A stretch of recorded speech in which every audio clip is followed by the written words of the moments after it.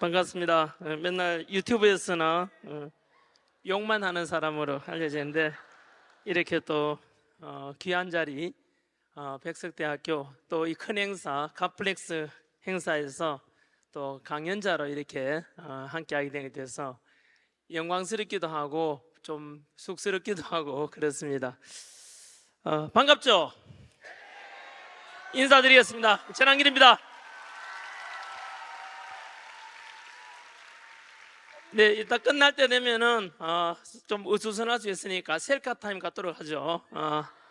셀카 타임이 아니라 포토 타임 갖겠습니다. 자, 폰 꺼내 가지고 사진 찍을 분 찍어 주십시오. 네, 저는 언제나 제가 잘났다고 생각한 지 한 번도 없고 언제나 여러분들이 저보다 더 귀하기 때문에 저는 제가 뭐라고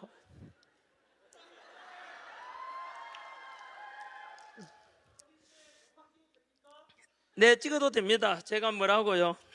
뭐든지 다 가져가십시오. 드릴 수 있다면 뭐든지 다 드리고 싶습니다. 네, 그 앞에 제가 와서 대기하면서 제가 영상에서 저도 유튜브 영상에서 우리 김성교 선교사님 영상을 많이 보고 저도 은혜로웠고요. 그리고 그 뒤에 우리 정재영 형제님 강연도 잠깐 보았고요. 그리고 아는 딜라이트 노래 정말 잘하고 되게 은혜로웠습니다. 제가 그보다 더 잘하고 이러나 더 은혜 되었으면 하는 마음이 드는니다만은 부족하나마 제가 할 수 있는 최선을 다해 보겠습니다. 기도 한번 하고 시작하지요. 하나님 아버지, 이 부족한 종을 이 귀한 자리 함께 세우게 해주심을 감사드립니다. 모든 것이 믿지 않는 자들에게는 우연이라 할지 모르지만 저는 믿고 알고 있습니다. 이 모든 것이 하나님의 예비하심이라 생각합니다. 오늘 여기에 참석하신 모든 분들 이 귀한 시간 쪼개서 왔는데 여기에 참석하지 않은 분들에 비해서 오신 분들이 더 은혜 받고 더 예수님 가까이 다가갈 수 있고 더욱더 하나님을 미소 짓게 하는 그런 삶을 살아갈 수 있도록 주님께서 인도하시는 그런 기회가 되도록 하여 주시옵소서. 이 행사 처음부터 끝까지 모든 것을 주님께 맡기고 내려놓습니다. 주님, 저를 감추게 하시고 오직 주님의 음성을 많은 분들에게 들려주게 하시고 있는 그대로 전달케 하시고 더도 말고 덜도 말고 이와 함께하는 동안에 그리고 제 삶을 이야기 함께 나눌 때 은혜 받고 더욱더 예수 닮아가는 그런 삶들로 채워지도록 주님께 함께하여 주시옵소서. 감사드리고 좋으신 예수님의 이름으로 기도드립니다. 네,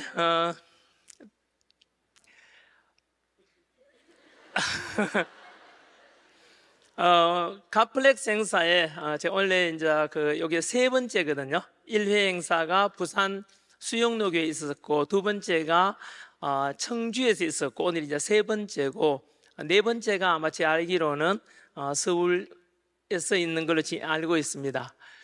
저는 백석대학에 대해서는 사실 그냥 TV 광고만 알고 있었습니다. 제 조카가 백석대학을 나와서 알고 있고요. 그리고 광고에 보면은 총장님께서 학생들이 이렇게 발 씻어주는 모습 맞나요? 예, 그런 광고를 봐서 이 학교는 언제나 가정 낮은 곳에 쓰려고 하는구나. 총장님까지도 그런 이미지를 가졌고 여기에 와서 방금 제가 처음 와봤는데요. 건물에 이런 조명들이 있는데 진리가 너희를 자유케 하리라. 진리와 자유 이런 말씀 통해서 글만 보기만 해도 제대로 된 기독교 대학이구나. 그리고 지금 대학은 이렇게 여러 가지 학교별로 이런 학생의 목표가 있겠지만은 저는 개인적으로 지금 대한민국이 교회의 위기이기도 하고 국가적으로도 그냥 위기라고 생각을 해요.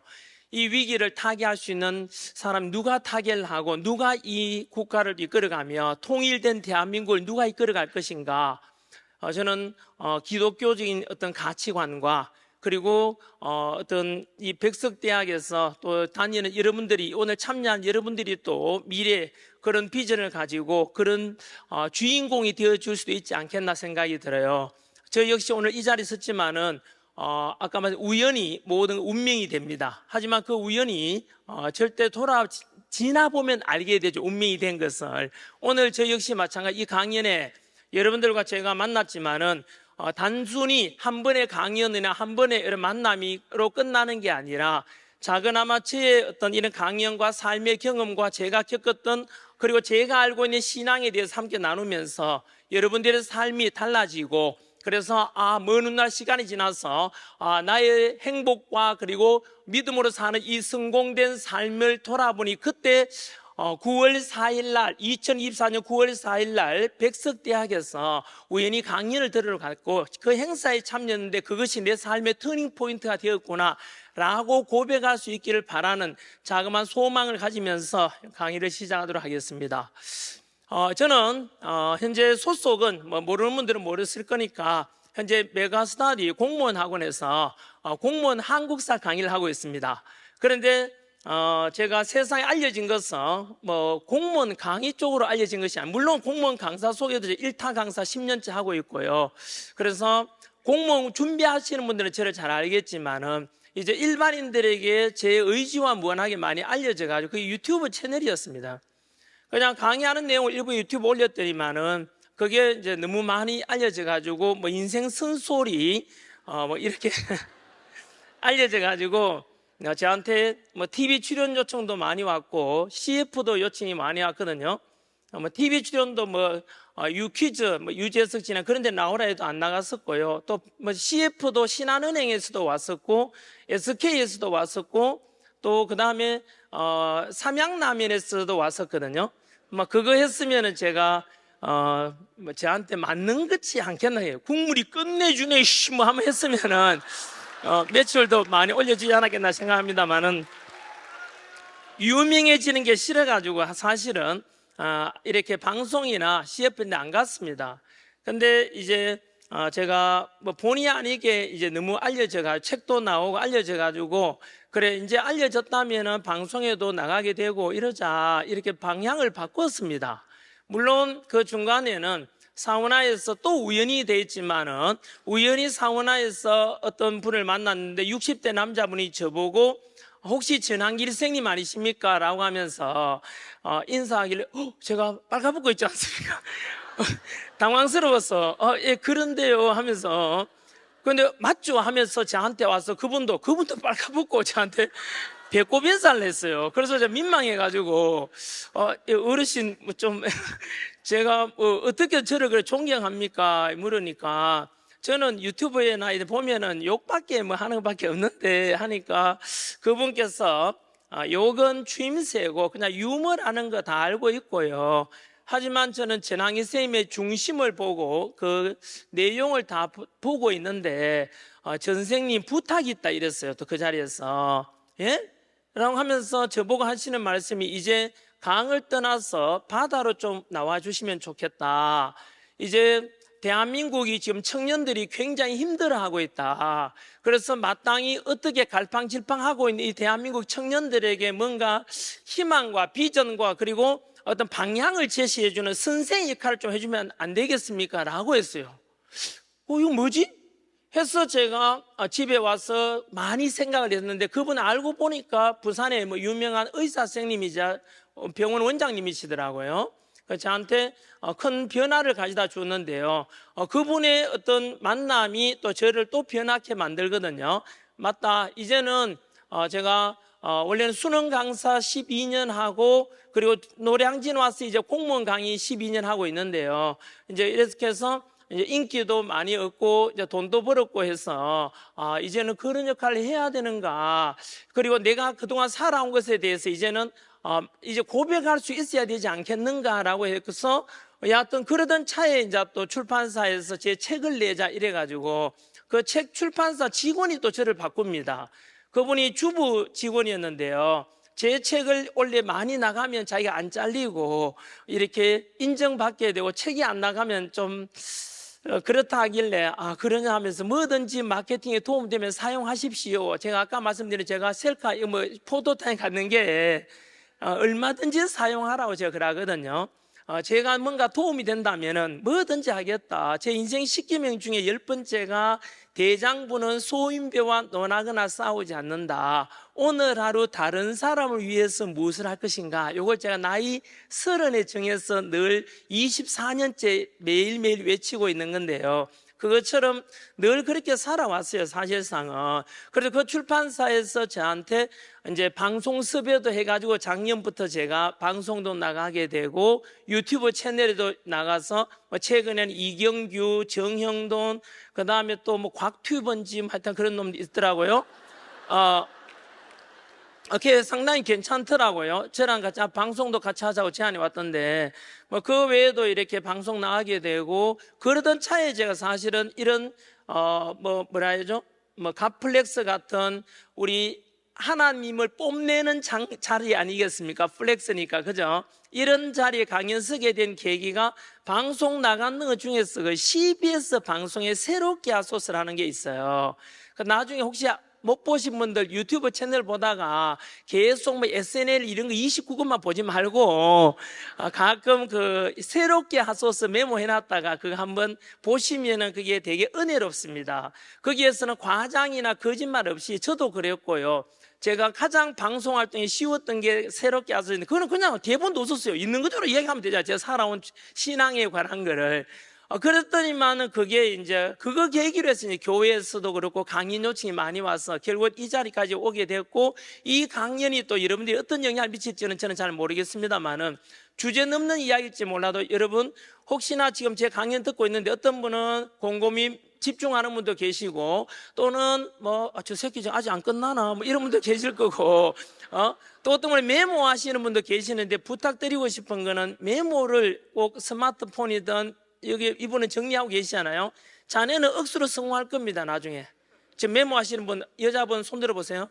네, 두고 보시면 저분은 엄청 성공할 겁니다. 제 자그마한 습관이 저를 성공할 겁니다.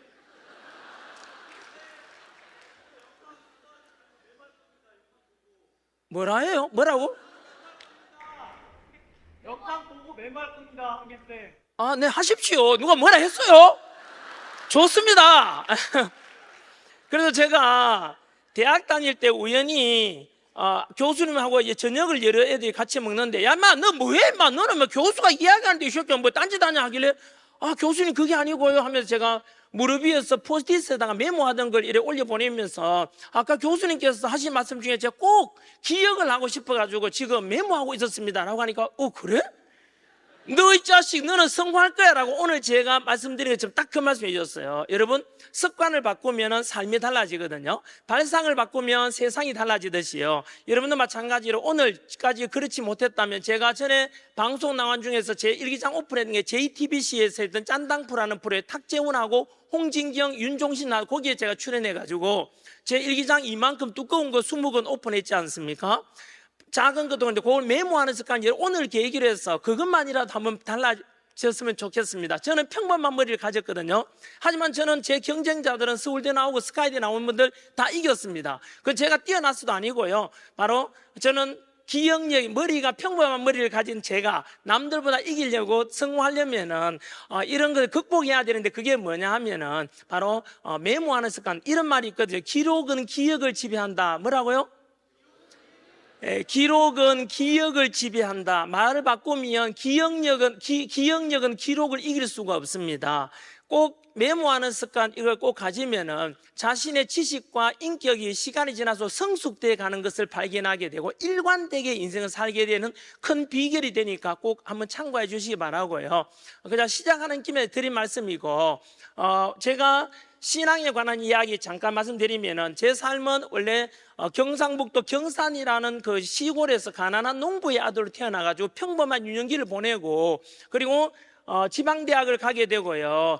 그리고 집안이 가난해서 국립대학을 제가 갔었고 대학 다니면서 제가 여친을 만났는데 그 여친이 저희 친가 쪽은 카톨릭 쪽이고 저는 세례를 받지 않았지만 성당에는 좀 다녔고요. 그러다가 종교에 대한 관심을 가지게 된 것은 중학교 때였습니다.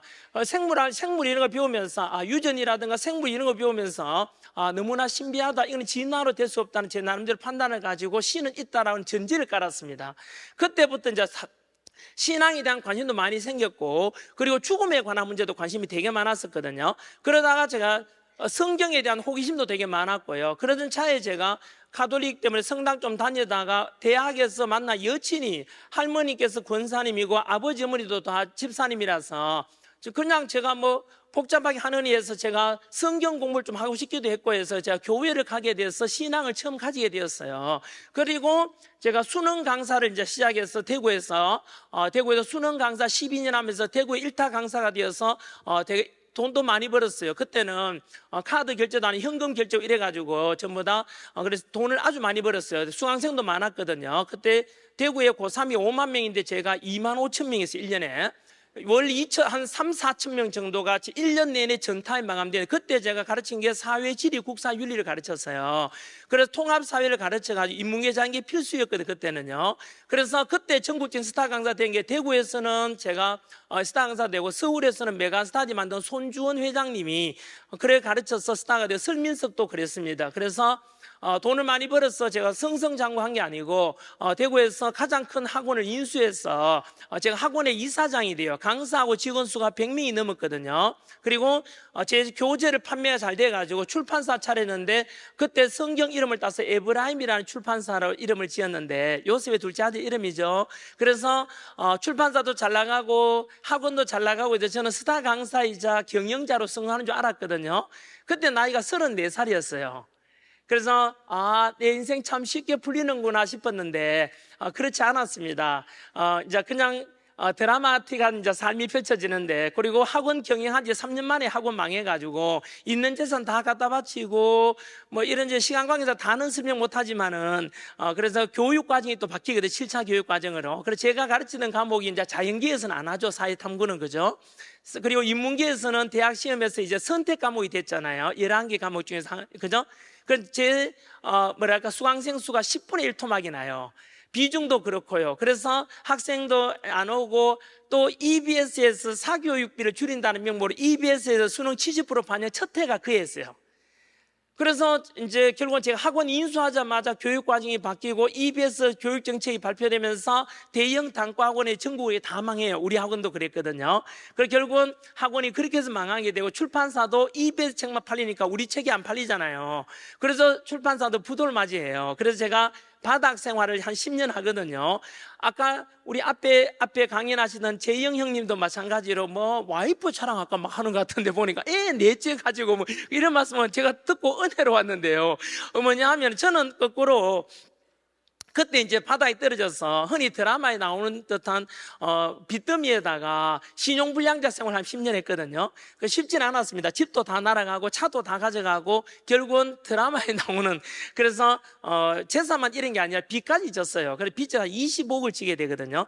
그래 일개 개인이 여러분 2억 5천 빚도 막 힘들게 할 건데 25억 빚을 제가 아빠 찬스도 없고 부모 찬스도 없는 제가 어떻게 갚습니까? 25억을 다 정산 안 하고 남은 부채 금액이 25억이었거든요. 그래서 제가 그때 이제 제 인생에 어떻게 보면은 나락으로 떨어지고 끝날 뻔했는데 지금처럼 마이크 들고 이러면 때 그래도 제 살았던 걸 이야기할 수 있는 것은 바닥에 떨어졌을 때 저는 이렇게 극복했다에 대해서 3가지 기준을 정했는데 요거는 여러분들이 꼭 메모했다가 가져가시면 좋겠습니다. 왜냐하면은 자녀들은 지금 대부분 다 청년의 나이지 않습니까?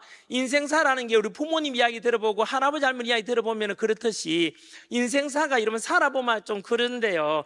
어떤 소수의 사람은 평탄한 삶을 사람도 있지만 대다수 사람은 그렇지를 못해가지고 인생사가 바로 아직 입력할 거 없는데 뭘 찾고 있어요.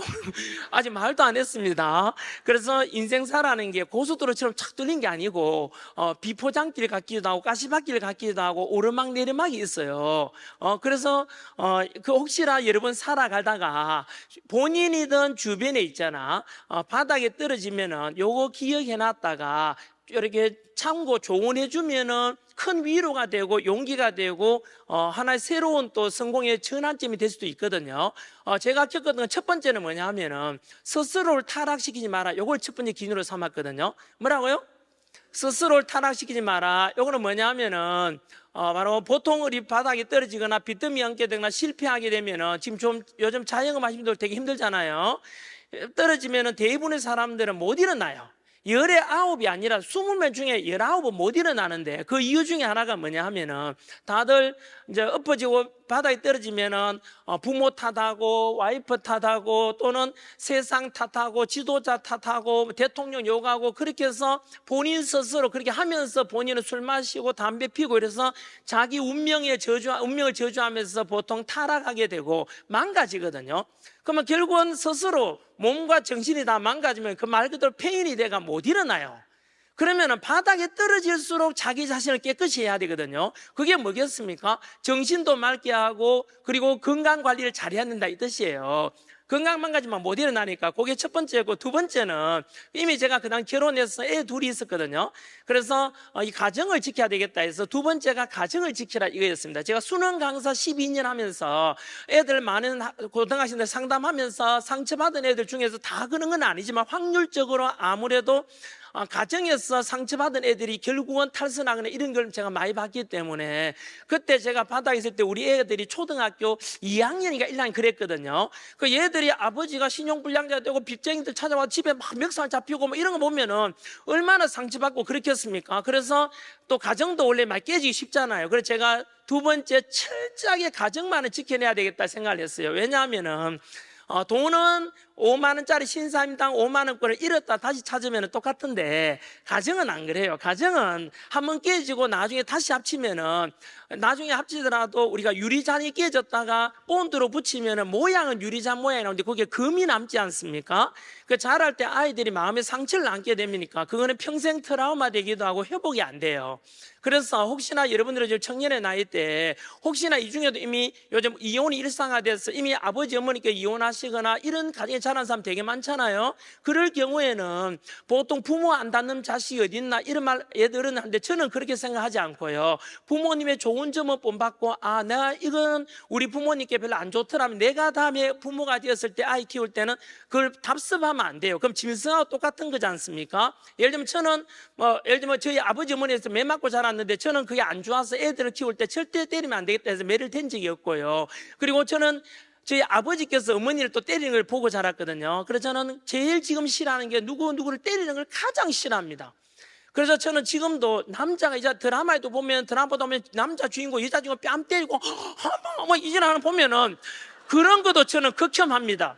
그래서 절대 누구를 폭행하는 걸 가장 싫어합니다. 특히 남자가 여자 때리는 걸 그냥 남자들은 가서 죽으라 합니다. 제가 이런 못난 놈이 어딨냐라고 하는데 그만큼 이제 폭력을 싫어해요. 그래서 여하튼 그래서 저는 부모한테 배운 것 중에 안 좋은 거는 제가 개선하려고 그래 일기를 다 써놓은 거예요. 그리고 좋은 거는 내가 본받아야겠다 싶어가지고, 그래서 여하튼 일단 여러분들도 마찬가지로 혹시나 그런 가정이 잘하고 있다면은 다음에 여러분들이 가정을 이루고 할 때는 꼭 기억을 해주셨으면 좋겠어요. 그래서 저도 마찬가지로 너무나 어려운 여건에서 애를 키워줘야 되잖아요. 그 속에서 제가 아이들한테 아버지가 바닥에 떨어지고 이런 걸 들키지 않았습니다. 정말로 바깥에서는 울 일도 많았고 많이 상처받고 했지만은 집에 가서는 편하지 않았습니다. 그건 인생은 아름다우라는 영화를 보고 제가 느낀 건데요. 인생은 아름다우라는 영화 보면 실화를 바탕으로 한 건데, 아우슈비츠 그 있잖아요. 독일 그 유대인 수용소에 끌려갔을 때 아들하고 아버지가 같이 끌려가, 유대인인데. 근데 아들한테 아버지는 그 수용소에 대해서 게임이라 이야기하고 희망을 절대 잃지 말게 하고, 실제로 그 영화 그 내용처럼 실화인데요. 희망을 잃지 않으니까 결국은 다시 회복된다 해서 나중에 살아남는 아들의 모습이 나와요, 영화에서. 그래서 저도 마찬가지로, 그래서 제가 빚 다 갚고 난 뒤에 25억을 나중에 다 갚거든요. 갚고 난 뒤에 그때 돼가지고 이제 저희 집 사람도 25 빚이라는 것을 그때 처음 알아요. 말 다 하지 않아 고통은 내 하나로 족하다 생각해가지고 표를 안 내고 덜 냈죠. 그리고 아이들은 제가 이제 빚 다 갚고 난 뒤에 이제 애들이 알게 되는데요. 여하튼 두 번째는 요거는 시간 관계상 지나는데 가정을 지키라는 거 말씀드리고 싶고, 세 번째가 여러분한테 나누고 싶은 이야기 이겁니다. 이건 믿지 않는 분들한테는 믿음을 가지면 도움 된다는 말씀과 더불어 믿는 분들은 바닥에 떨어지고 나면은 바로 세 번째가 아니라 이게 제 첫 번째였거든요. 바로 신앙의 절개를 지키라 합니다. 뭐라고요? 네, 신앙의 절개를 지키라. 뭐냐 하면은 누구나 다 좀 잘 살고 잘 나가면은 지 잘난 줄 알게 되고, 바닥에 떨어지면 이제 그때서야 이제 힘들면은 하나님을 찾게 되지 않습니까? 그것처럼 저도 마찬가지로 신앙심이 극단적으로 커질 때가 사실은 그때였습니다. 바닥에 떨어졌을 때. 왜냐하면은 여러분 25피절 매일매일 치고 있다 생각하면 제가 못 견디잖아요. 그래서 그때 제가 하나님께 이런 생각을, 왜냐하면 제가 재산 날라갈 때도 사실은 하나님이 그렇게 하여간다는 것처럼 느낌이 왔어요. 왜냐하면 잘 나갔잖아요. 근데 맞춘 듯이 교육 과정이 개편되고, 맞춘 듯이 국가 사교육 방지 EBS 정책 발표되고, 맞춘 듯이 우리 학원보다 타 학원이 경쟁학원이 생겨가지고 더 잘 되고, 야, 이거 신기하다라고 할 정도로 재산이 날아간 게 좀 신기했거든요. 그래서 제가 바다에 떨어지고 난 뒤에 그때 하나님께 이제 대화를 나눴죠. 하나님 아버지, 책임져라. 아니 25피절 내가 뭘 잘못했는데 하나님 아버지, 내가 열심히 강의했고 열심히 출판 경영했고 열심히 학원 경영했는데 내 바다에 떨어진 건 하나님 그랬는 거 아닙니까? 하나님이 그랬으니까 하나님이 알아서 해주셔야 되는 거 아닙니까? 라고 쉽게 말하면 넉자로 내려놓음입니다. 우리 성당 가면은 내 탓이요 내 탓이요 하는데, 저는 내 탓이 하는 게 아니고요, 그 내 탓이요 하는 것은 남 탓하지 말라는 뜻을 가리키고 스스로 돌아보라는 뜻으로 그 말도 맞지만은, 저는 제 탓을 넘어서 이것은 하나님의 뜻이라고 받아들였어요. 하나님의 뜻이라고 받아들였어. 그래서 제가 그때 이제 기도도 많이 하고 성경을 정말 많이 읽게 되거든요. 그때 들었었어. 왜냐하면 기댈 곳이 사실은 하나님밖에 없었지 않습니까? 25피절 제가 형제들이 대신 갚아줍니까? 부모가 대신 갚아줍니까? 아무것도 못해요. 그래서 제가 성경을 읽다 보니까 성경 속에 저한테 큰 힘이 됩니다. 여러분, 제가 마지막에도 말씀 한번 드리겠지만, 성경은 혹시나 믿지 않는 분들 이 영상 보신다면 성공하고 싶습니까? 성경을 보십시오. 행복하고 싶습니까? 성경을 보십시오. 구원받고 싶습니까? 성경을 보십시오. 이 성경 구약 39, 신약 27권 되는 성경 66권 안에는 실제로 모든 성공과 행복과 구원까지 다 들어있습니다. 삼박자가. 그래서 저는 이 성경을 읽다 보니까 저한테 성경 속에 바다에 떨어질 때 참 도움이 된, 저처럼 힘든 걸 겪는 과정을 겪은 믿음의 선배들을 좀 발견했어요. 뭐 첫 번째, 여러분들도 성경 보시면 잘 알겠지만은 바로 요셉이라는 인물이 저한테는 큰 힘이 돼서 창세기 마지막에 나오는 요셉을 정말로 많이 읽었어요. 요셉 이야기 다 아시죠? 요셉이 알다시피 꿈꾸는 자 아닙니까? 뭐 꿈에서 형들보다 더 잘 된다 이런 꿈꾸고 난 뒤부터 괜히 형들한테 자랑했다. 형들이 이 새끼가 네가 잘났다고 일로 와 이래가지고 형제들이 시기 질투해서 이 요셉이라는 동생을 팔아버립니다. 원래는 죽이려고 하다가 팔았지 않습니까? 이웃나라 노예로. 그리고 아버지한테 와서는 죽었다라고 말해버리고, 그리고 세월이 지났고 이 요셉은 이웃나라 애굽에 팔려가서 결국은 노예 생활하다가 그 속에서도 신앙의 절개를 지키고, 또 뭐 풀려날 뻔했는데 또 신앙의 절개를 지키고, 그죠? 그래서 결국은 그 나라에 가서 바로 그 나라의 노예에서 총리가 되지 않습니까? 여러분, 그 총리가 된 게 하루아침에 됐어요? 아니죠. 몇 년 걸린지 아세요? 총리 된 나이가 몇 살이에요? 30살이에요. 그러면 밑바닥 생활을 몇 년 했죠? 13년간의 밑바닥 생활을 했다는 것을 알아야 됩니다. 그래서 저는 그 속에서도 언제나 하나님이 지켜주는 걸 봤고, 하나님 의지하는 모습을 보면서 나도 요셉처럼 이렇게 하나님 잡고 있으면 다시 일어날 수 있겠구나라는 생각을 했었고요. 두 번째, 저한테 또 큰 믿음의 선배로서 좋은 모델이 바로 다니엘이기도 했습니다. 다니엘이 여러분 알다시피 우리가 일제강점기 35년 식민 지배 받았던 것처럼 다니엘 역시 마찬가지로 남의 나라에 바로 포로로 끌려가지 않습니까? 거기서 몇 년 견뎌내는지 아세요? 무려 70년을 견딥니다. 70년을. 이 70년 견디면서 그 속에서도 한 번도 신앙의 절개를 어긴 적이 없지 않습니까? 기름진 음식을 먹지 않고 언제나 건강, 그러니까 음식 절제, 하루에 3번 하나님을 향해서 기도하는 모습, 사자굴에 끌려가서도 신앙의 절개를 지키는 모습, 그 속에서도 저 역시 마찬가지로 나도 다니엘처럼 신앙의 절개를 꼭 지켜야 되겠다 생각했었고요. 그리고 우리 다윗이란 또 선배도 있지 않습니까? 다윗 하면은 다들 거의 골리앗을 이긴 것만 알고 있지만, 실제로 다윗이 저한테 감동을 주고는 그게 아니고요. 바로 다윗을 인정했던 사울이라는 왕이 다윗이 좀 더 잘 되니까 시기 질투해서 그렇게 죽이려고 하지 않습니까? 하지만 다윗은 끝까지 신앙의 지를 지키면서 이겨내지 않습니까? 그리고 마지막에 여러분 그 다윗 죽이고자 했던 사울이 어떻게 되는지 아세요? 마지막에 가서 여러분 바로 신앙을 어기지 않습니까? 무당을 찾아가서 무당에게 그거죠? 쉽게 말하면 하나님을 버린 거죠. 믿음을 잃은 거죠. 그래서 결국은 전쟁터에서 죽지 않습니까? 그죠? 그거 보면서 뜨끔했습니다. 압니까? 왜냐하면은 저도 사실은 중간에 한번 어긋날 뻔했어요. 제가 수능 강사하면서 학생들한테 여러분 혹시 그렇지 않나요? 혹시 여러분들 중에서도 로또나 어떤 복권 사는 분 계십니까? 아마 이 중에 뜨끔한 사람 있을지 모르겠는데 제가 수능 강사하면서 청년 여러분, 학생 여러분, 장래성 있는 청년이 되려면은 절대로 로또나 복권 같은 거 사면 안 된다. 왜냐하면 그거는 나이 들은 노인네들이 심심풀이로 그냥 한번 사보는 거고, 우리 청년들은 언제나 자신의 땀 흘린 것, 노력한 것에 정직한 결과를 기대하는 그런 청년이 돼야 된다.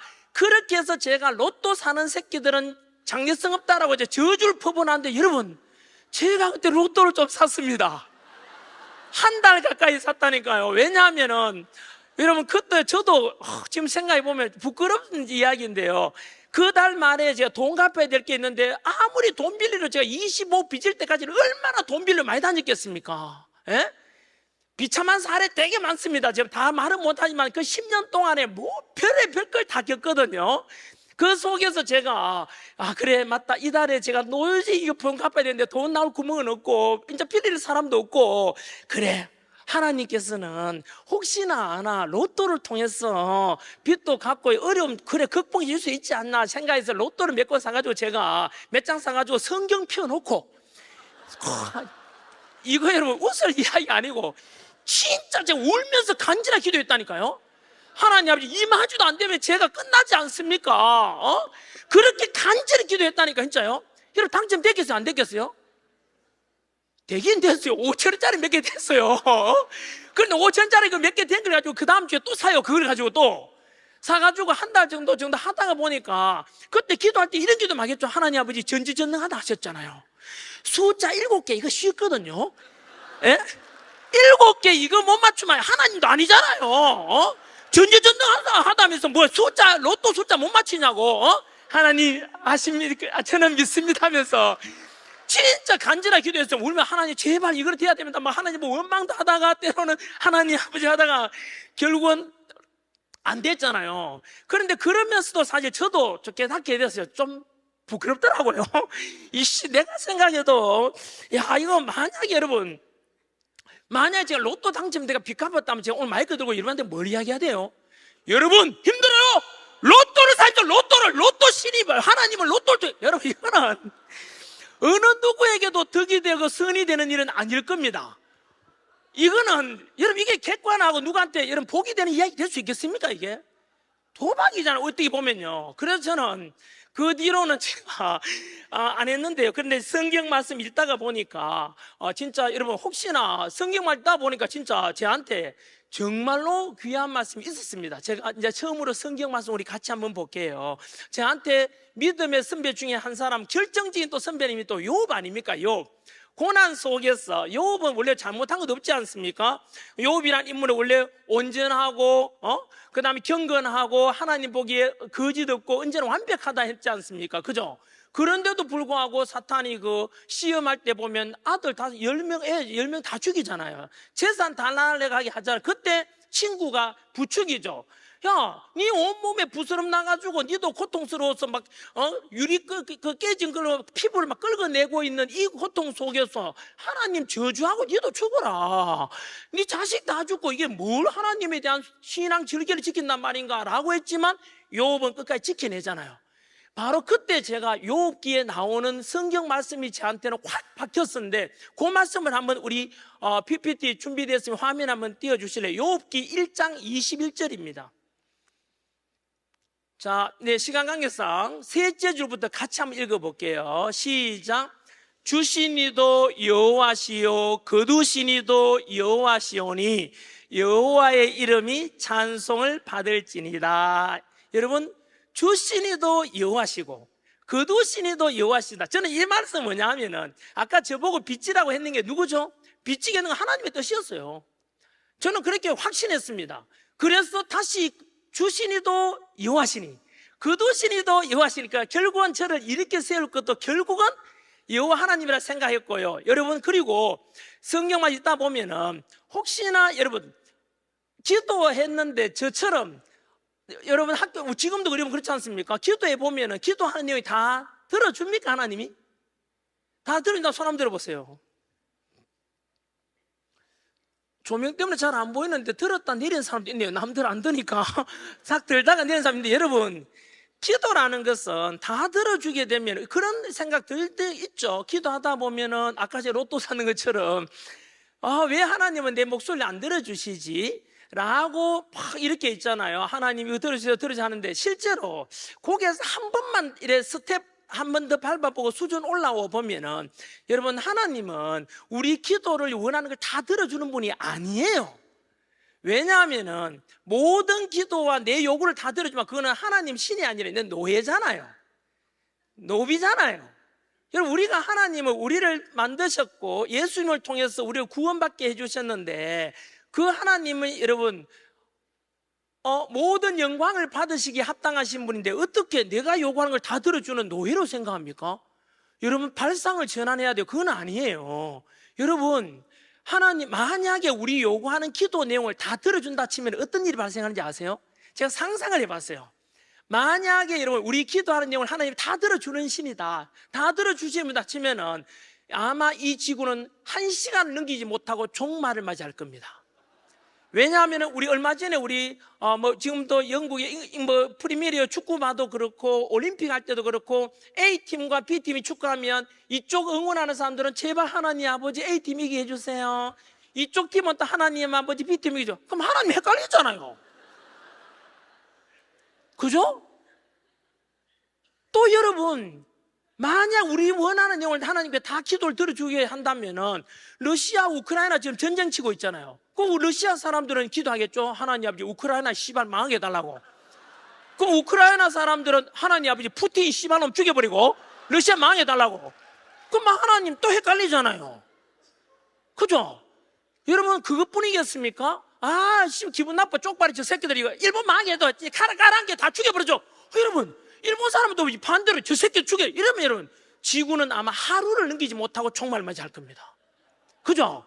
그러면 기도라는 것은 뭐냐 하면은, 저도 오랫동안 기도하면서 느낀 건데, 기도라는 것은 여러분 내가 요구하는 걸 들어주는 것이, 말하는 것이 기도가 아니고요, 항상 기도는 여호와 하나님의 뜻이 무엇인지를 내가 물어가는 게 기도입니다.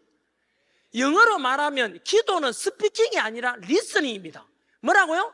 스피킹이 아니라 리스닝. 그래서 성경 가만히 보면은 모든 말씀이 이렇게 나오죠. 여호와께 묻자와 가라사대, 여호와께 묻자와 가라사대. 우리 성경의 주인공들 보면 다 그렇게 묻고 있습니다. 여호와께 묻자와 가라사대. 그래서 여러분, 언제나 기도라는 것은 우리가 하나님 아버지의 뜻이 뭡니까? 저도 요즘 묻고 있습니다. 하나님, 왜냐하면 제가 지금 이제 세상 밖으로 나온 지가 2년째거든요. 강연 다니, 이게 과연 옳은지 그런지에 대해서도 다시 노량진 와서 공무원 강의만 할지, 이런 것도 또한 제 지금 방송도 계속 해야 될지만 이런 것까지도 지금 하나님께 믿고 맡기고 내려놓고 지금 묻고 있습니다.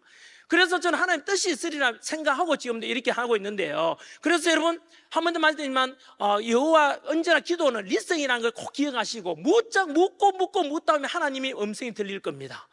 여러분, 우리 그 송기정 선생 알죠? 송기정 선수. 바로 일제강점기 36년 독일 베를린 올림픽에서 올림픽 그 마라톤 금메달 따신 분인데, 그분이 서울 양정고등학교 다닐 때 그때 양정고보에 선생님이 김교신이라는 선생님이 계셨어요. 그 김교신 선생님이 우찌무라 간조 그 선생님 제자로 알고 있는데, 김교신 선생님 보면은 우리한테 굉장히 믿음에 좋은 선배님이에요. 그분이 하신 기도 중에 이런 게 있어요. 한 해 지날 무렵에 저한테 이렇게 전집도 있는데 보면은 올 한 해 끝날 무렵에 이런 기도를 해요. 하나님 아버지, 1년을 돌아보니까 올해 제가 수많은 기도를 했는데 그 기도를 들어주지 않은 것이 너무 감사합니다. 1년 지금 마무리하는 쯤에 와보니까 내가 했던 기도들 중에 너무나 옳지 못한 기도 너무나 많았다는 거예요. 그래서 모든 기도를 그걸 안 들어주신 것이 너무 감사합니다라는 기도를 했습니다. 여러분, 바로 이겁니다. 그래도 부디 하나님은 언제 그만 응답을 해주냐면은, 저는 바닥에 있을 때 욥을 통해서도 이런 대답을 얻어가면서요. 그 다음 또 하나는 뭐냐 하면은, 바로 욥기 한 번 더 성경 보여주실래요? 언제 하나님은 우리에게 기도를 들어주시냐 하면은, 욥기 23장 말씀, 너무나 우리 많이 알려진 장 아닙니까? 그죠? 자, 같이 한번 소리 읽어봐요. 그러나부터 시작.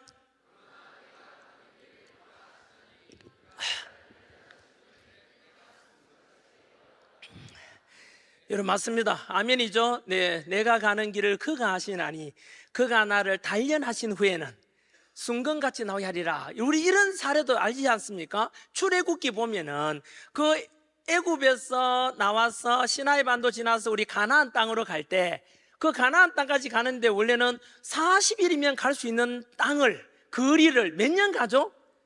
40년을 가잖아요. 왜 40년 동안 가게 했을까, 하나님은? 여러분, 그 애굽에 있을 때 노예 생활을 400년 넘게 했지 않습니까? 400년 동안 노예 생활할 때 노예 근성에 쩔어 있는 그 이스라엘 사람들을 새로운 땅으로 탁 갖다 놓으면은, 여러분, 바로 가나안 땅에서 부귀영화 누리고 행복하게 살 것 같아요? 아니요. 우리 아이를 망치는 방법 중에 하나가, 초등학교 1학년한테 돈 1억 주면 애가 망합니다. 그 애 아이는 1억치 사탕이나 게임을 사오면 할 거 아닙니까? 그게 바로 주체할 수 없을 때는 망하게 되기 때문에 트레이닝이 필요한 겁니다. 그래서 바로 이 노예의 근성에 쩔어 있는 그 이스라엘 사람들을 40년간 트레이닝 시켜서 보내잖아요. 그 중간에 보면은 먹을 게 좀 떨어지니까 그 애굽을 인도했던 모세를 원망하지 않습니까? 야, 모세야, 왜 우리 끌어내가 굶어 죽게 하냐? 차라리 돌아가자. 거기서는 우리가 노예였지만 굶주림은 굶어 죽진 않았지 않냐? 이게 바로 노예 근성입니다. 얼마나 못났습니까, 여러분?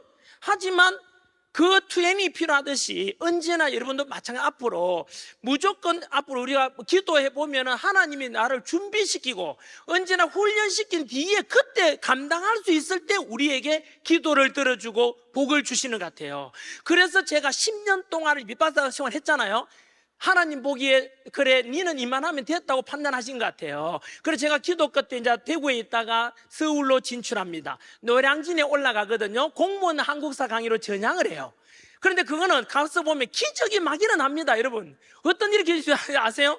2011년에 노량진 딱 올라갔는데, 그때가 이제 공무원 수험생이 가장 많을 때, 컵밥거리에 수험생이 바글바글할 때고, 검색해 보면 내가 서울 올라왔을 때 그때가 2012년, 그때가 가장 수험생들이 많을 때였어요. 저한테 엄청난 선물이죠. 어쨌든요. 두 번째는 뭐냐면, 제가 한국사를 가르치지 않습니까? 노량진 올라오자마자 그해 MB 정부 들었을 때 뭐냐면, 한국사가 시험 과목이 없던 소방시험에 한국사를 집어넣어줍니다. 순경 경찰 시험에 또 한국사가 들어가요. 그리고 필수 과목이었던 행정법이 선택으로 바뀌면서 국어, 수학, 사회과학이 시험에 들어가면서 한국사가 가장 중요한 필수 과목이 됐어요. 모든 수험들은 한국사가 가장 중요한 과목이 되거든요. 그럴 때 저한테 모든 축복이 저절로 옵니다. 그래서 그리고 제가 딱 어떤 소속사에 딱 갔는데 그 소속사를 너무 잘 되게 해요. 그래서 저는 그거 보면서, 우와, 이거는 또다시, 이거는 그냥 안 믿는 사람들이 말하면은 뭐 그럴 수도 있지라고 하는데, 저는 안 그렇죠. 퍼즐이 정확하게 하나씩 탁 맞아 들어갑니다.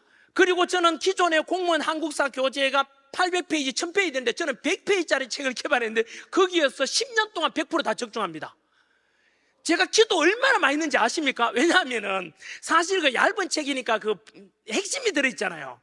그런데 거기서 늘 기도했습니다. 사실은 시험 치기 전에 항상 기도합니다. 제가, 하나님 아버지, 이거 어떻게 나올지를 랜덤으로 나오는 거 제가 어떻게 하겠습니까? 제발 많이 적중해야 되는데, 진짜로 거의 100% 적중 다 해냅니다.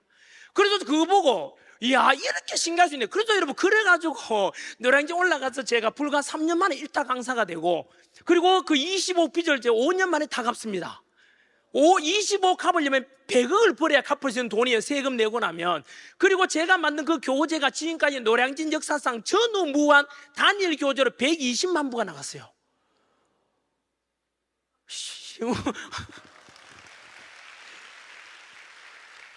그래서 이것이 뭔가 하나님의 쓰임이 있지 않겠는가라고 생각이 들고, 아까 부끄럽지만 때로는 로또를 사기도 했지만은 결국에는 제가 신앙이 절개를 지켰잖아요. 바닥에 떨어지면 세 가지를 기준을 세웠죠. 첫째 뭐라고요?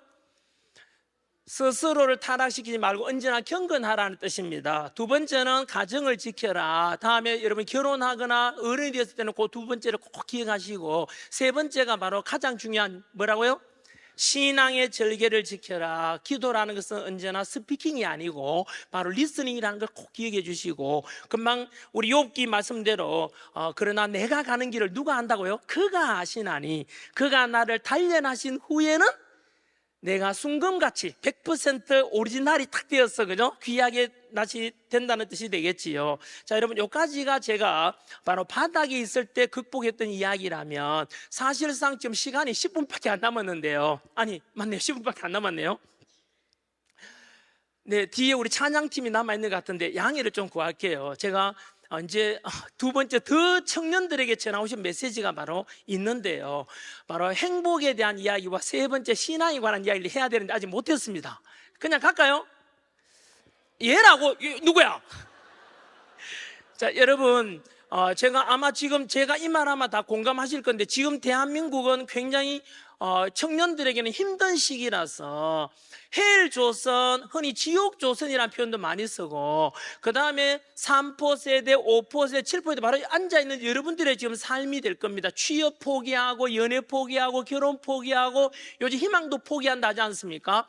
그런 속에서 저는 우리는 믿음의 사람이잖아요. 아까 이런 말씀 드렸죠. 성경 66권 속에는 성공도 들어있고 행복도 들어있고, 성공 속에는 아까 어려움 극복하는 방법도 들어있다 그랬지 않습니까? 믿음의 선배들도 있었고요, 그죠? 고난을 극복한 선배들, 그리고 성공도 들어있고 행복도 들어있다 그랬잖아요. 그 행복을 저는 성경을 통해서 한번 말씀드려 볼게요. 무슨 말이냐 하면은, 여러분, 과연 지금 우리나라가 진짜 여러분들이 말하는 헬조선, 지옥조선인가요?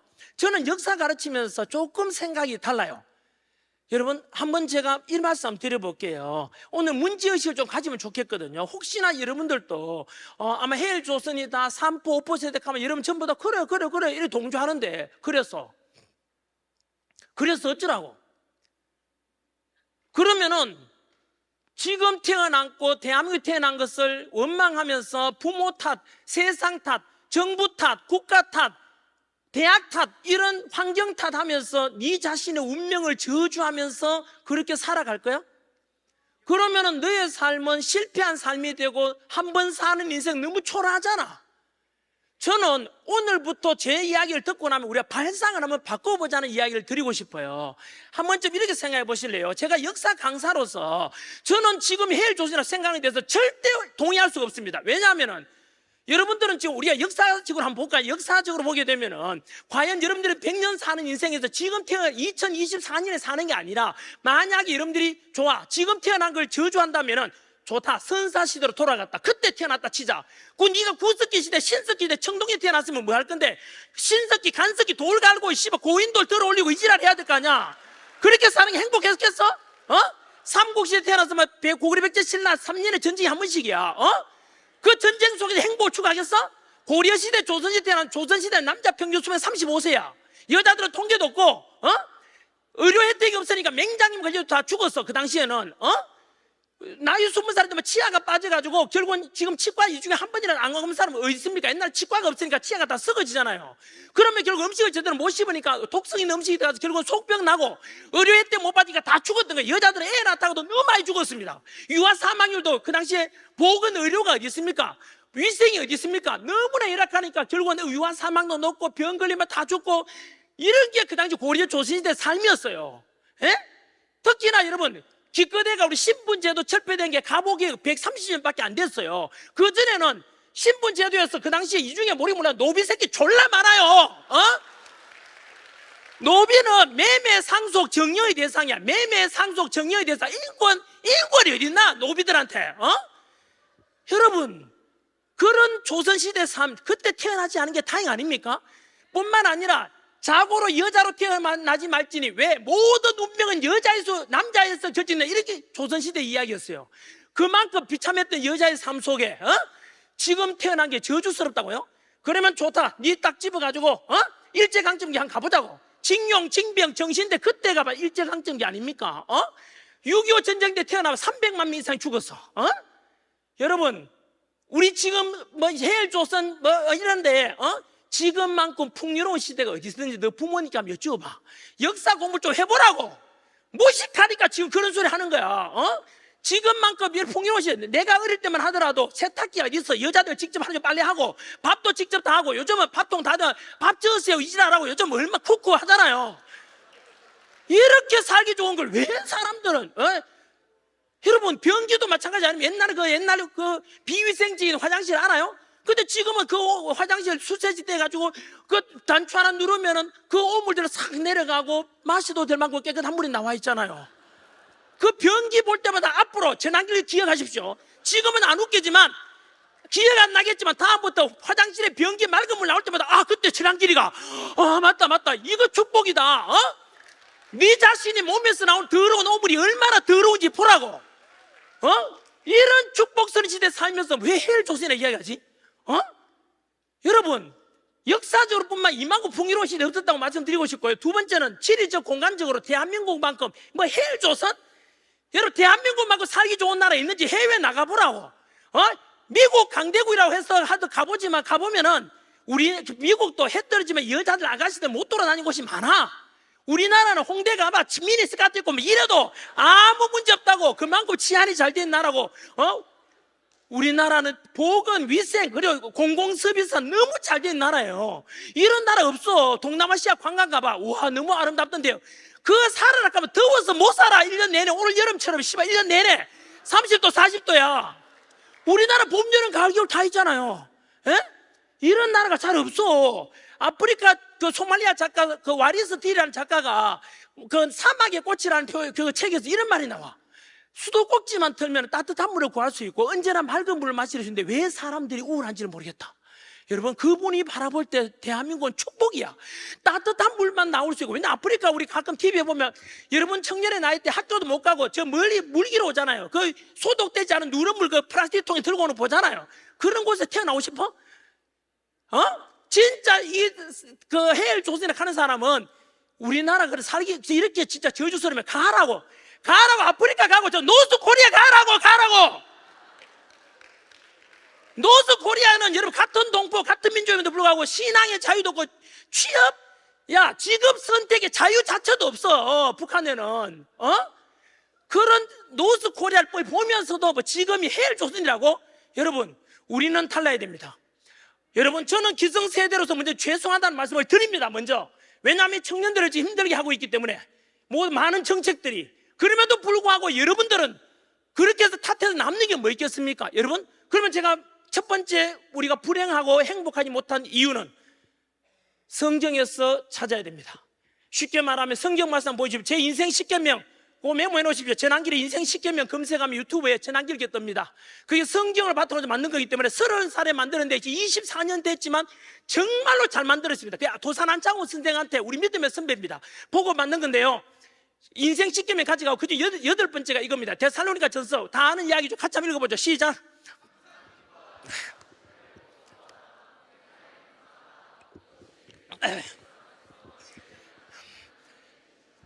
항상 기뻐하라. 항상 기뻐하라. 항상 기도하라. 항상 감사하라. 결론은 그겁니다. 항상 기뻐하라. 항상 기도하라. 항상 감사. 마지막으로 저는 감사합니다. 쉽게 말하면 아까 제가 불행했던 이유. 왜 청년들은 다 지금 헬조선 3%, 5% 불행하다고 하죠? 우리나라가 우울증 비율 OECD 국가 중 1등입니다. 왜 그러냐면 바로 이겁니다. 있는 것에 감사할 줄 모르고 없는 것을 불평하기 때문입니다. 뭐라고요? 다시 한 번 더 말씀드리지만 앞으로는 이런 발상을 바꿔서 없는 것에 불평하지 말고 있는 것에 감사하자. 성경에 나와 있지 않습니까? 성경에 뭐라 그랬습니까? 항상 기뻐하라. 쉬지 말고 기도하라. 범사에 감사하라. 행복은 거기서 나오는 겁니다. 감사해서 행복이 나오는 겁니다. 여러분, 두 번째는 또 불행한 이유가 뭔지 아십니까? 왜 이 대한민국 청년들이 힘들어하냐면 바로 두 번째는 요즘 SNS가 상당히 불행을 가져옵니다. 왜냐하면 인스타, 대표적인 인스타만 가보더라도 그거 가보면 맛있는 음식 올라오죠. 맛있는 좋은 곳에 여행 가는 거 올라오죠. 좋은 자동차 사진 올라오죠. 그리고 집도 너무 멋있고 차도 너무 멋있고 그다음에 올라오는 놈들, 그년들 보면 전부 이쁜 애들밖에 없는데 막상 자기 거울 쳐다보면, 막상 자기 음식 쳐다보면 너무 초라하잖아요. 자기 집이나 자기 집 너무 초라하니까 모든 불행을 스스로 만드는 거야. 여러분, 우리는 앞으로 절대 비교하지 말고 살자가지고요. 왜냐하면 여러분, 그것 또한 마찬가지로 우리는 절대 비교할 필요가 없는 이유가 성경에 비교하지 말라고 나옵니다. 여러분, 성경 말씀 한번 보여주실래요? 바로 이사야서입니다. 여기에 오늘 제가 성경 주제인데 바로 이사야서 우리 43장 1절인데, 여러분, 우리가 절대 비교하지 말고 우리 스스로가 얼마나 귀한 존재인지를 알면 비교할 필요가 없잖아요. 성경 말씀에 뭐라 했냐면 셋째 줄부터 넷째 줄부터 읽읍시다. 내가 너를 시작. 내가 너를 구속하였고 내가 너를 지명하여 불렀나니 너는 내 것이라. 바로 하나님께서 하신 말씀입니다. 뭐라고요? 내가 너를 지명하여 불렀고 내가 너를 구속하였고 지명하여 부른다니 뭔지 아세요? 영어 성경에는 그 포인트 아웃입니다. 포인트 아웃. 내가 너를 나의 하나님 쪽에 너를 구속해 줬고 너는 내 것이고, 그다음 내가 너를 뭐죠? 핀셋으로, 우리 간호사 선생님들 핀셋으로 딱 집어내는 걸, 이거 포인트 아웃이, 그걸 바로 지명한다는 뜻입니다. 영어로는 포인트 아웃인데 그거 꼭 한번 찾아보십시오. 여러분 한 분은 남하고 절대 비교할 필요가 없는 이유가 하나님께서 우리 한 사람 한 사람을 전부 다 핀셋으로 탁탁 집어내서 우리를 지명하여 불러주셨습니다. 따라서 우리 또한 마찬가지로 전에도 없었고 앞으로도 없었고 전 세계 오늘하게 여러분 존재는 여러분밖에 없는 것입니다. 제가 24년 동안 강연하면서 한 번도 학생을 무시하지 않은 이유가 바로 이 말씀 때문이었습니다.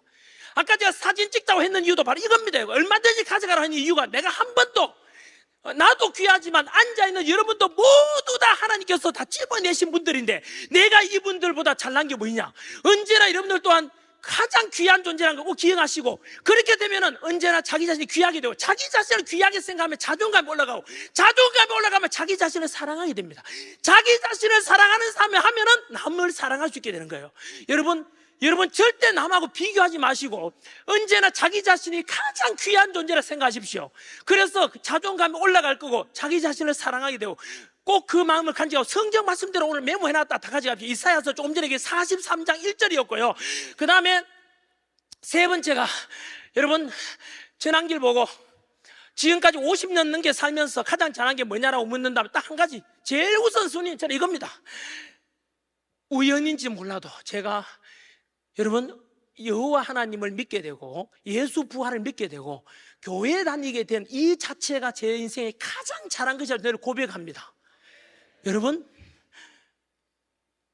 우리가 전 세계 종교가, 여러분 시답자는 종교 다 빼고도 몇 개인지 아십니까?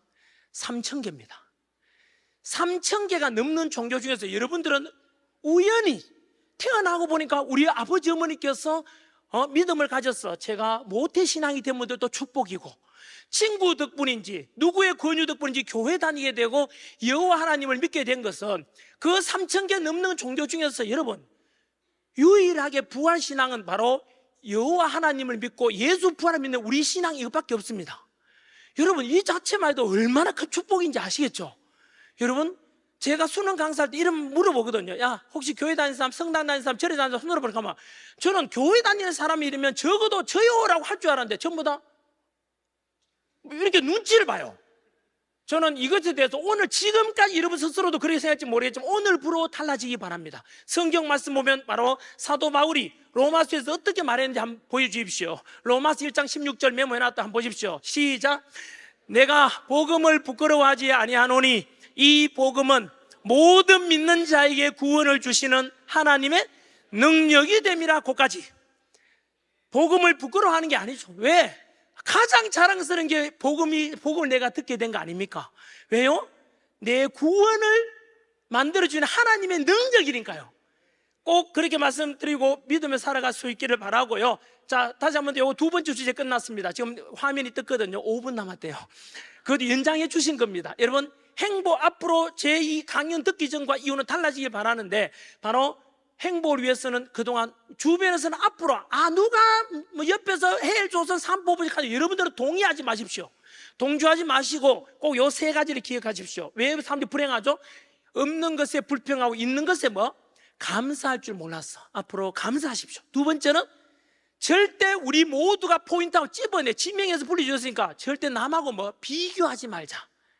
세 번째는 뭐죠? 바로 세상에서 태어나서 천한길은 지금까지 가장 자랑이 단 하나 꼽으라면 바로 여호와 하나님을 믿게 된 것. 3,000개 넘는 종교 중에서 내가 이 여호와 하나님 믿는 종교 말고 나머지 2,999개 그걸 믿었다면 내가 어떻게 될 뻔했는가? 너무 끔찍합니다. 그래서 저는 너무나 다행이라는 생각이 들기도 하고요. 마지막으로 큰 주제 세 번째인데 딱 5분만 더 주시면 찬송하실 분 죄송합니다. 이것만 말씀드리고 갈게요. 야, 전한길, 너는 그러면 여호와 하나님 믿는 것에 대해서 또는 실제 안 보이는데 니는 그만 어떻게 해서 그렇게 확신하냐? 어떻게 해서 그렇게 확신하냐? 저는 첫 번째는 오늘 제가 드리고 싶은 이야기, 원래 첫 번째는 제가 하나님을 3번 만났습니다. 한 번은 이야기했습니다. 뭐죠? 제3 통해서 망하게 했는 것도 주신이도 여호와시고 거두신이도 여호와라. 그 제가 실질적으로 경험했지 않습니까? 예? 퍼즐 맞추든지 날아갔다 그랬잖아요. 퍼즐이 저거 되듯이 다시 회복도 결국 퍼즐 맞으니까 회복되는 걸 직접 겪었고, 두 번째는 제 첫 번째 전도 열매이자 제가 성령의 뜨거운 불을 한번 이제 경험한 적이 있거든요. 오늘 그거는 말씀 못 드리는데, 그 이제 첫 번째 그 매제가 회심하게 된 거. 세 번째가 바로 저희 아버지께서 제가 기도를 2시간 동안 했니까 죽었던 사람인데 기도회가 살아난 게 있어요. 그게 그 아까 제가 처음에 말씀드렸던 CB에서 새롭게 하소서 한번 보십시오. 꼭 보십시오. 거기에 전한길 검색하면 나오거든요.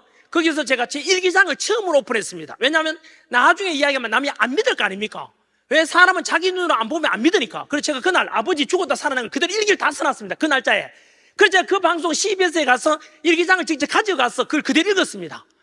그대로 그냥 빽다 그대로입니다. 일기장에 제가 거짓말할 필요도 없고, 그리고 그것을 저 형제들은 다 봤잖아요. 저보고 야 아마 내려와라, 기도 그만해라. 이미 죽었는데 뭘 기도하니까. 아니다고.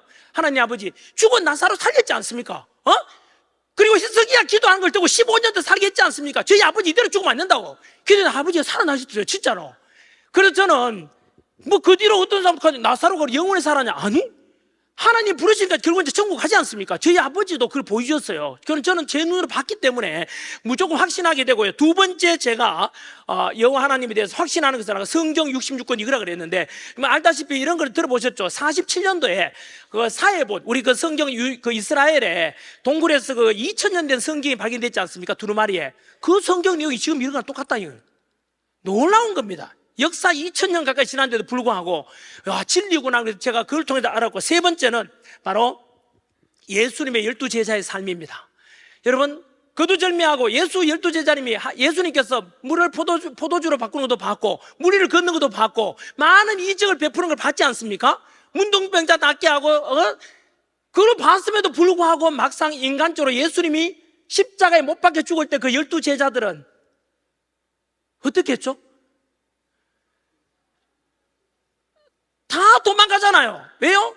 같은 공범으로 물려가지고 결국은 다 똑같이 십자가에 못 박혀. 여러분, 제가 역사 증거했잖아요. 고문 중에서 가장 고통스럽게 죽어가는 게 바로 십자가에 못 박혀 죽는. 예? 그거 보니까 끔찍하니까 전부 도망갔잖아요. 그런데 반전이 뭐냐면 그 12제자가 도망갔다 끝났나요? 아니죠. 그 12제자가 어떻게 됐는지 아죠? 그 12제자는 나중에 뭐 하는지 아세요? 예수 부활하셨다, 하나님 살아계신다, 여호와 하나님은 살아계시고 나의 눈으로 봤다, 예수 부활했다는 것을 다른 곳으로 가서 전도하다가 다 죽어가요. 왜 그랬을까? 저는 이거는 상식선에서 제 상상력을 동원해 보는 거죠. 뭔가를 봤다는 거죠. 여러분도 만약에 있잖아요. 지금은 못 봤다지만 오늘 저녁에 이거 강연 마치고 집에 갔는데 집에 아무도 없어. 내 방에 갔는데 근데 갑자기 벽에 하나님이 나타났어. 할 거 아닙니까? 그리고 나서 밖에 나가서 하나님 계신다고 해도 남들 안 믿을 건데 나는 하잖아요. 이제는 전하겠죠? 왜? 나는 봤으니까. 바로 12제자들은 뭔가를 봤다고 저는 확신합니다. 그러니까 그 사람들이 그때는 이제 십자가에 본인들도 또 한번 처형되기도 하지 않습니까? 그 죽음을 앞에서 또 두려워하지 않고 예수 부활했다는 것을 전했다는 것은 봤다는 거 아닙니까? 그 성경 속에 또 나오잖아요. 우리 믿음의 장 한 번만 읽어보겠습니다. 고린도전서 3편 펴주십시오. 이거 오늘 강연 끝나기 전에 제가 숨이 문제 넘어가겠습니다. 자, 고린도전서 우리 15장 4절에서 8절까지 같이 한번 읽어볼게요. 시작. 사흘 만에 다시 살아나사 게바에게 보이시고 후에 12 제자에게와 그 후에 500여 형제에게 일시에 보이셨으니 그 중에 지금까지 대다수는 살아있고 어떤 사람은 잠들었으며 그 후에 야고보에게 보이셨으며 그 후에 모든 사도에게와 맨 나중에 만삭되지 못하여 난 자 같은 내게도 보이셨느니라. 바로 이러면 다 보였다 하잖아요. 그 저는 이럴 때 전환기리가 나는 내가 그렇게 똑똑하다고 생각한 적 없지만 굉장히 저는 지혜롭다 생각하는 거야. 이야, 저런 걸 보면은 저거는 조작일 수가 없다고 나는 확신하고 있어요. 예? 그래서 저는 제 눈으로는 그 당시에 못 봤지만 이건 충분히 나는 무조건 믿고 가야 돼 이런 확신이 들었고요. 그 외에 또 뭐 다 아시는 또 바울의 회심, 사도 바울 회심하는 거 보시면 알죠. 사도 바울이 원래 뭐 했던 사람이죠?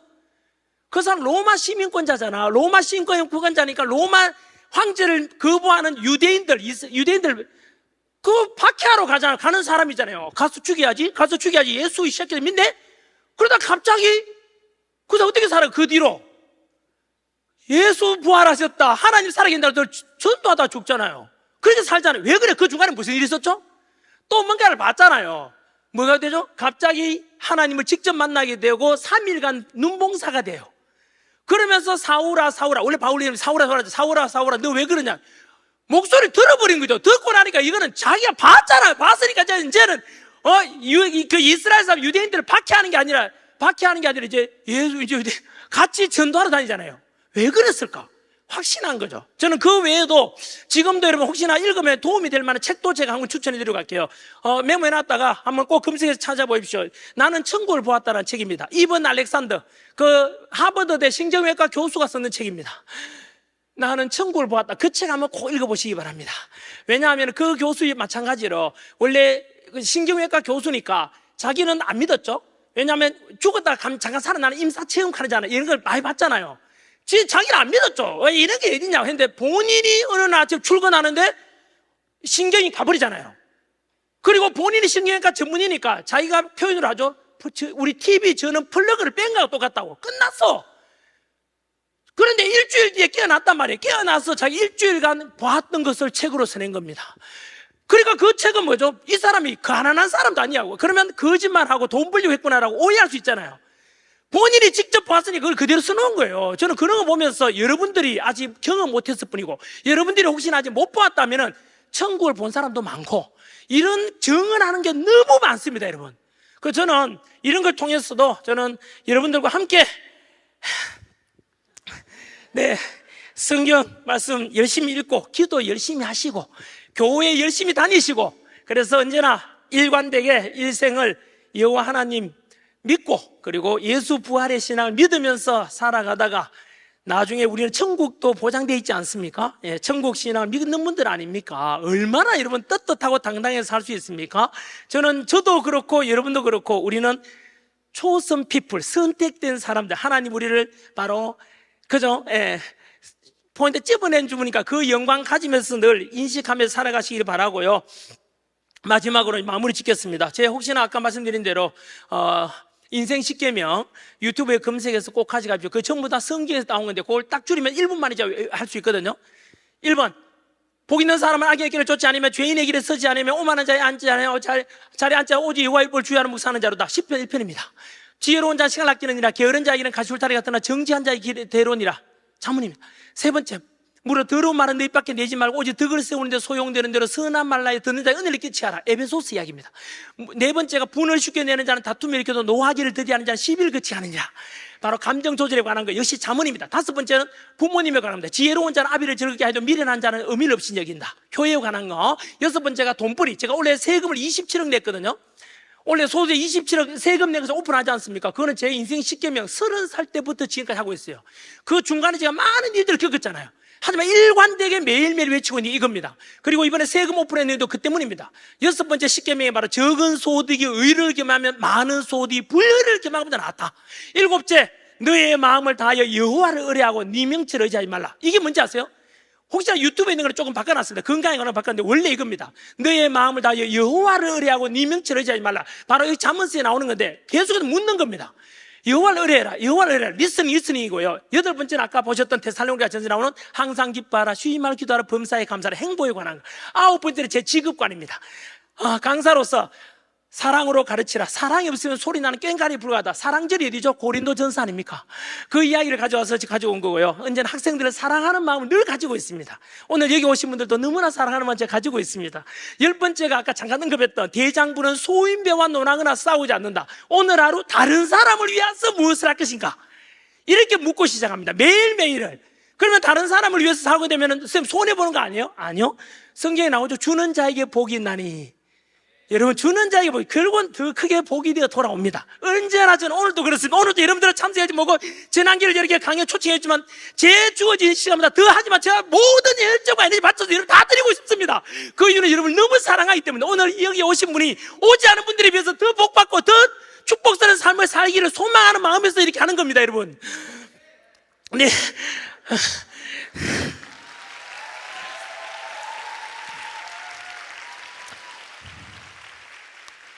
네, 원래 마지막 성경 구절은 빌립보서 내가 복음을 부끄러워하지 않아야 하노니 이 복음은 그것만 한번 읽고 끝낼게요.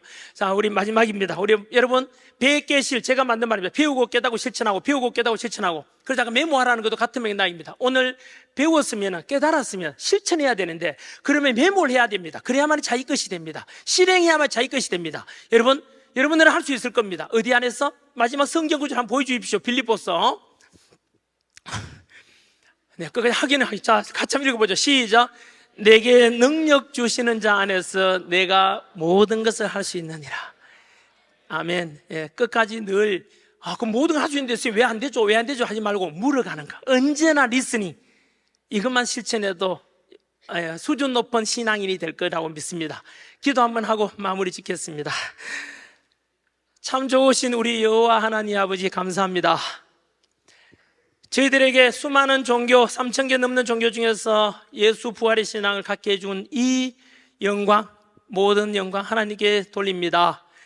또한 여호와 하나님께서 저희들을 모두 한 명 한 명 구속해 주셨고 지명하여 불렀다 하셨습니다.